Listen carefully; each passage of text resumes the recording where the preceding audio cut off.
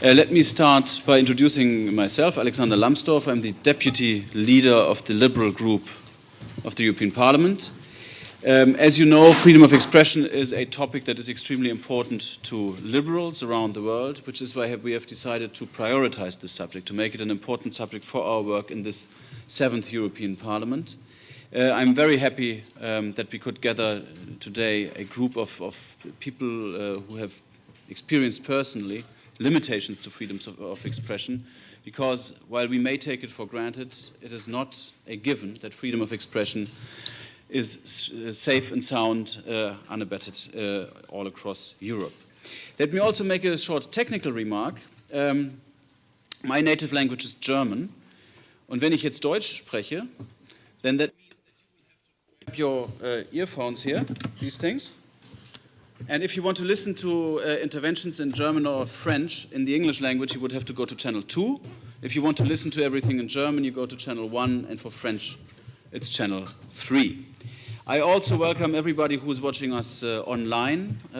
This event is web streamed, and we will try to make it as interactive as possible. Also, everybody in this room, feel free to ask questions later on once we reach the substance of the discussion. I introduce to you my colleague Marietje Schaake from D66, the Dutch liberals. I hope I pronounced that remotely correctly.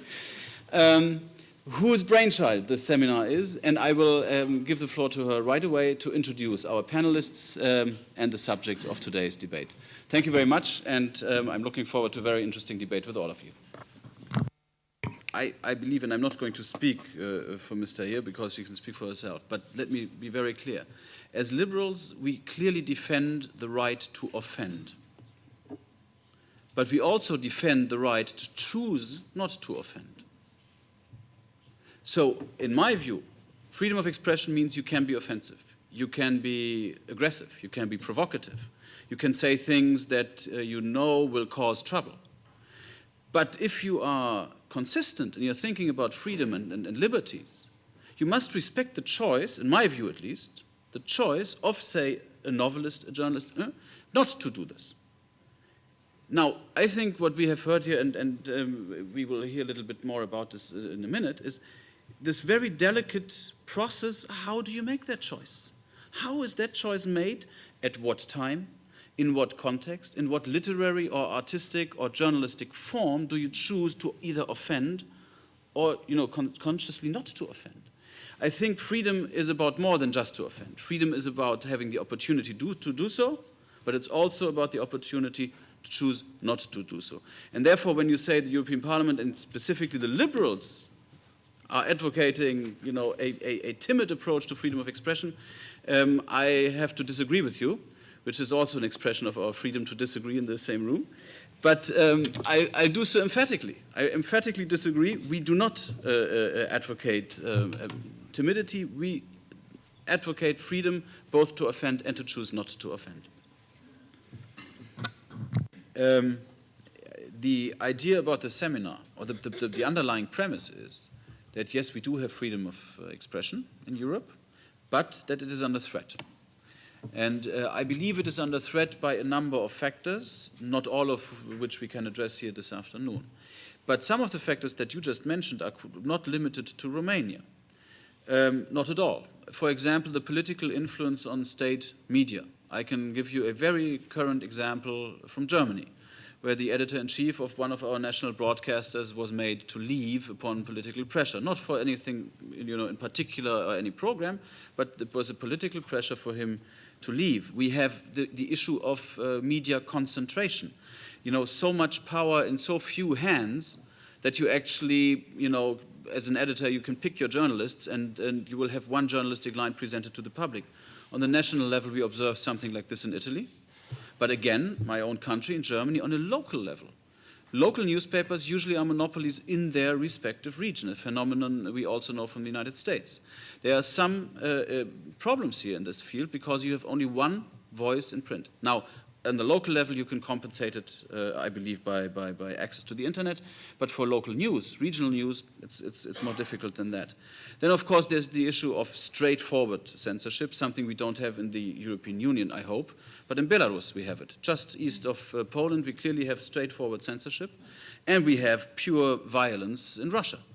If you are an investigative journalist writing about corruption of local elites in Russia, you are very likely to come under physical threat, something that I think is completely unacceptable as well. And just to remind you, the room in which we just held a press conference, in which we regularly hold press conferences in this parliament, is named after Anna Politkovskaya, the Russian journalist who was murdered for her investigative work.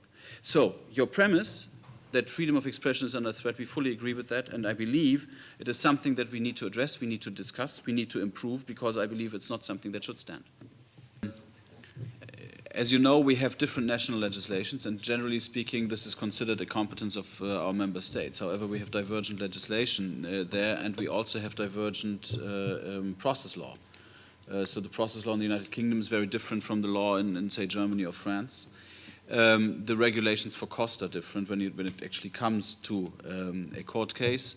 In Germany, for example, there was a lady who had been dragged into the public arena without her knowing it by a very well-known entertainer because she had a particularly funny regional dialect when she pronounced a particular German word. Those who speak German here, it's Maschendrahtzaun. So, and she could get redress without having to fear excessive cost.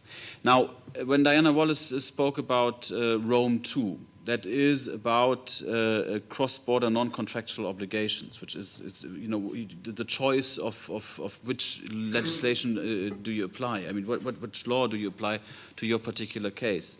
That might make things a little bit easier, but it's still only a way to choose a national law.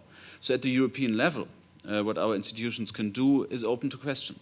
I have just opened here the European Charter of Fundamental Rights, which of course binds the EU institutions, but it's very clear in Article 11, freedom of expression and information, and I just read it. I'm going to read it to you because it's quite interesting for our discussion. Everyone has the right to freedom of expression. This right shall include freedom to hold opinions and to receive and impart information and ideas without interference by public authority and regardless of frontiers. I think that's quite a strong and interesting statement. Maybe something is going to flow from this at the European level, at the ECJ. We will have to see.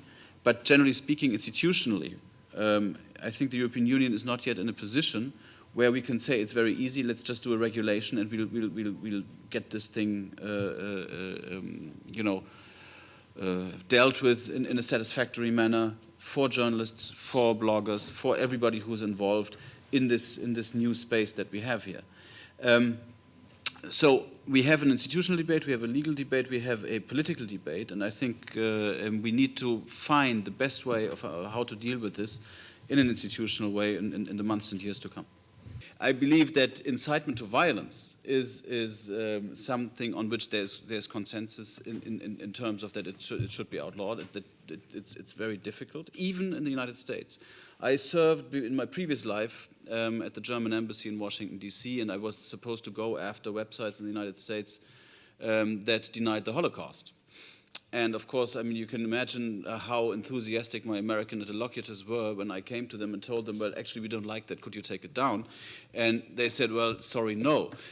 So we had to look for incitement to violence as a kind of way around it, which is extremely hard to find, to define. There is some legal definition on sharing knowledge and actually conspiring to commit violence, but conspiracy to commit such an act is usually not found on publicly accessible websites. So I had a bit of a difficult task there, as you can imagine, trying to achieve anything there. But when it becomes specific, I think it should be, and that's your question also, it should be ex ante, of course, that action is taken, and I think this is an issue for our authorities to really deal with this up front. I mean, this is, you mentioned Radio Mille Collines from Rwanda. We've had something in Bosnia, much closer to home, not too long ago, which the Dutch are sadly familiar with, of course. It's something that we should all be out on the watch, but I think Maritje's point about resilient societies, that's really key.